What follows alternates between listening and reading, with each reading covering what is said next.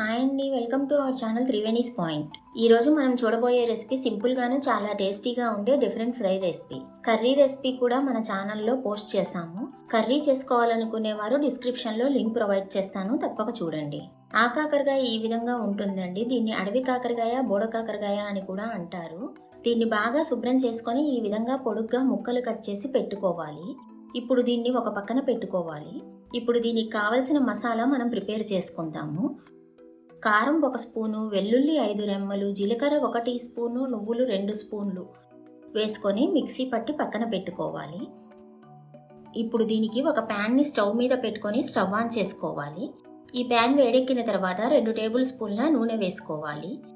ఈ నూనె వేడైన తర్వాత దీంట్లో 2 తుంపిన ఎండుమిరపకాయలు, పచ్చిశనగపప్పు 1 స్పూను, మినపగుండ్లు 1 స్పూను, జీలకర్ర 1 స్పూను, ఆవాలు 1 స్పూను వేసి చిటపటలాడే వరకు వేయించుకోవాలి.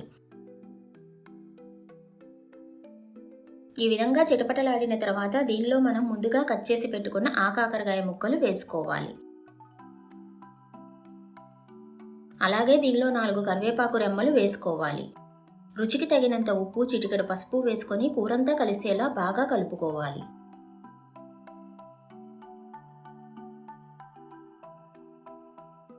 ఈ విధంగా కలుపుకున్న తర్వాత దీని మీద మూత పెట్టి ఒక 5 నిమిషాల పాటు మగ్గించుకోవాలి.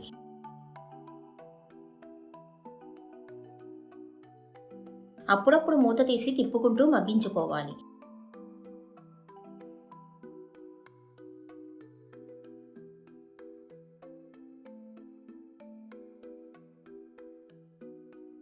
ఈ విధంగా మగ్గిన తర్వాత దీనిలో ముందుగా మిక్సీ వేసి పెట్టుకున్న నువ్వులు, వెల్లుల్లి కారాన్ని వేసుకోవాలి.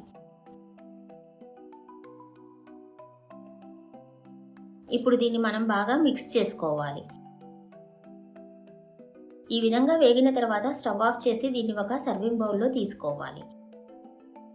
ఇలాంటి మరిన్ని రెసిపీస్ కోసం మన ఛానల్ను సబ్స్క్రైబ్ చేయడం మర్చిపోకండి. పక్కనే ఉన్న బెల్ నోటిఫికేషన్ని ఆల్కి ప్రెస్ చేసుకోండి. ఫ్రెండ్స్, మీ విలువైన కమెంట్స్ కానీ సజెషన్స్ కానీ ఉంటే కమెంట్ రూపంలో తెలియజేయండి. Thanks for watching. బాయ్.